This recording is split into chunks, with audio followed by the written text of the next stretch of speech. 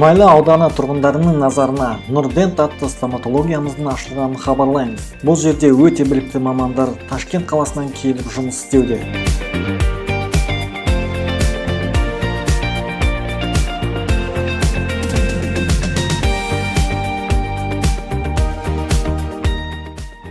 Сәлеметсіздер ма, Мұнайлы ауданының тұрғындары?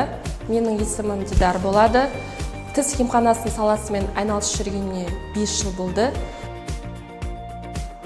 Мекен жайымыз Маңғышлақ елді мекені, ескі цонның жанында орналасқан. Осы видеоның астына нөмірлеріңізді қалдырыңыздар. Біз сізге толық ақпарат береміз.